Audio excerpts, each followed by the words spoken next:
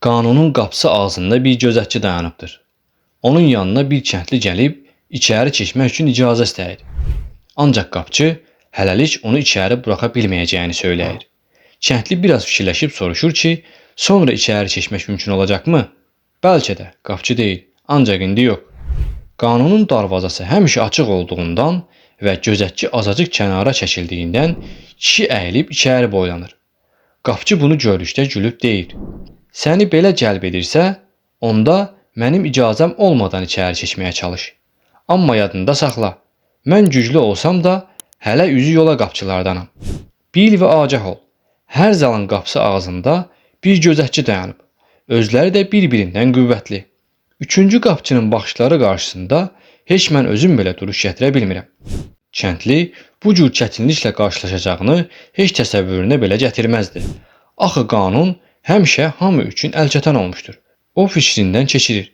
Amma elə ki, xəz paltolu gözətçini başdan ayağa süzür, onun yekə sivri burnuna, uzun, seyrək, qara tatarı saqqalına diqqətlə nəzər salır, içəri daxil olanadək gözləməyə qərar alır. Kənarda əyləşmək üçün gözətçi ona bir kətil verir. O da aylarla, illərlə beləcə oturub gözləməli olur. Bu müddət ərzində bir neçə dəfə içəri keçmək üçün icazə istəyir və gözətçini öz xahişləri ilə bezdirir. Qapıçı tez-tez onu söhbətə tutur. Doğma yerləri barədə böyük cənablara xas laqeydliklə və soyuqluqla qısa suallar verir. Axırda da bildirir ki, hələ onu içəri buraxa bilməz. Kəndli yola götürdüyü nə vardısa, lap qiymətli olsa belə, hamısını yavaş-yavaş qapıçıya rüşvət verir ki, bəlkə onu yola gətirə bildi. Qapıçı isə verilən şeylərin hamısını alır və bunu belə izah edirdi: "Bunları ona görə qəbul edirəm ki, elə bilməyəsən səni yaddan çıxarmışam." Bütün bu illər ərzində kəndli qapıçıya göz qoyur, başqa gözətçiləri unudur və ona elə gəlir ki, qanuna daxil olmaq yolunda yeganə əngəl elə bunun özüdür. İlk illər heç nəyə məhəl qoymadan bu bədbəxt təsadüfü lənətləyir. Qocaldıqca isə öz-özünə donquldanır. Nəhayət uşaq kimi olur və illərdən bəri diqqət yetirdiyi gözətçinin xəz yaxalığındakı birəni görüb, ondan da gözətçini yola gətirmək üçün kömək diləyir. Axırda gözünün ziyası zəifləyir və kəsdirə bilmir ki, həqiqətən də ətraf qaranlıqlaşıb ya gözləri onu aldadır. Ancaq indi zülmətdə qanunun qapılarından gələn bir parıltı görür.